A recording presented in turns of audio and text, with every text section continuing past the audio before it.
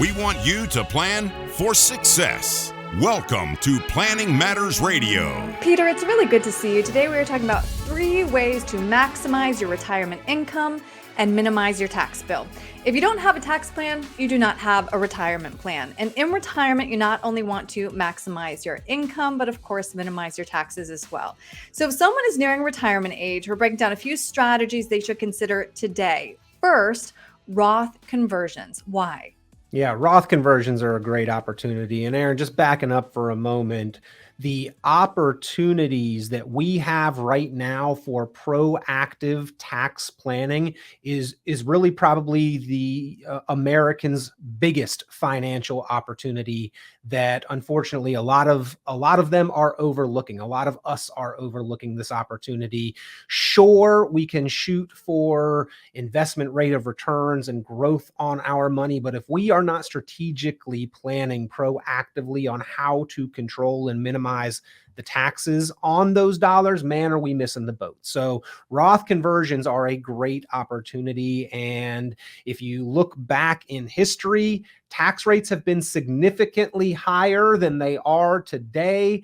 As things stand, tax rates are going to go up slightly in just a few short years, which gives us a window of opportunity that we know right now before we would be paying higher taxes on the same dollars. And the fear is, and most that I talk to share this fear, taxes could go up even more than what they're already slated to do at some point in time.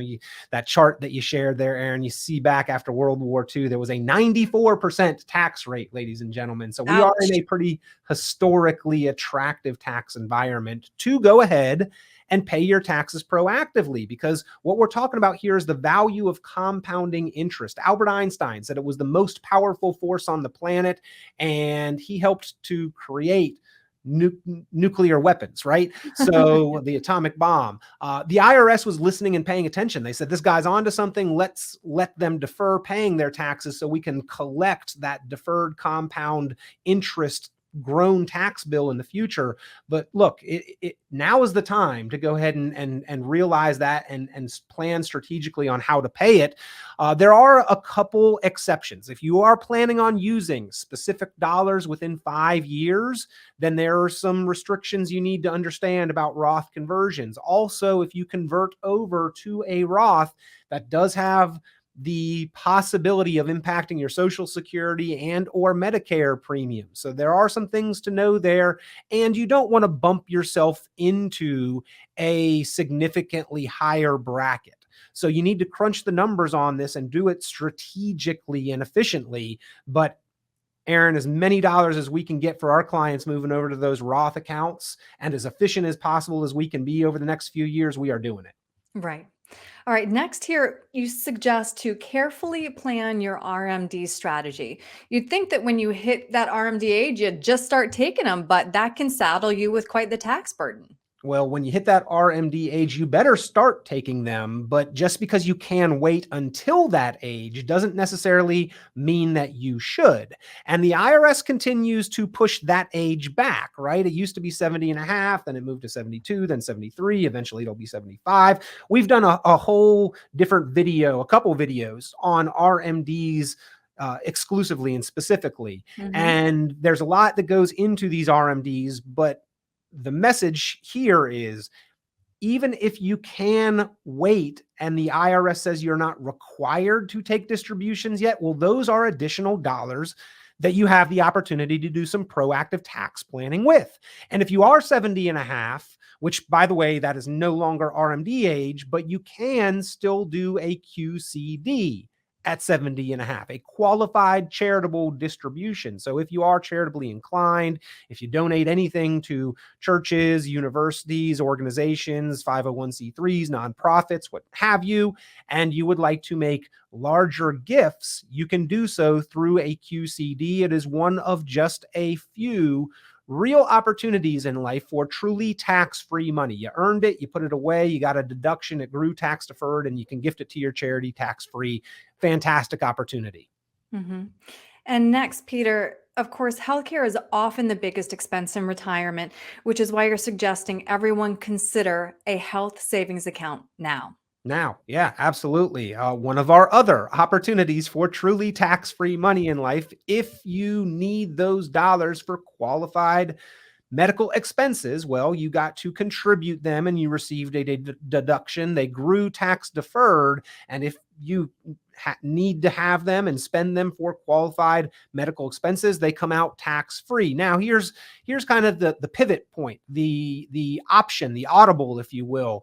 If you don't need those dollars for qualifying medical expenses, then at 65, you can roll them over to a traditional IRA. You lose the third of those three tax advantages, but essentially this account is just like another opportunity to make even more IRA contributions at the very worst. And we all need the opportunity to save more, especially if we are an IRA saver or investor, because we all know that the limits on IRAs are not enough to build toward a stable, secure retirement. They keep increasing the limits on 401ks to what I think is a more reasonable level, but they have been very slow to increase how much we can save as individuals. So having another opportunity there in the form of an HSA, very attractive. Mm-hmm. I'm surprised you didn't say it, Peter. It's because this is one of my most favorite sayings of yours. It's not what you make, it's what you keep, right? It is what you keep. It's not what you have. It's what you get to keep out of it in retirement as well, Erin. That doesn't stop when you stop making the money, because now you've built up what you've made and you saved and invested. Well, that's a big that's a big sum for most people. In fact, today that is surpassing the value of the house as most people's largest asset, what they've built up in their 401ks.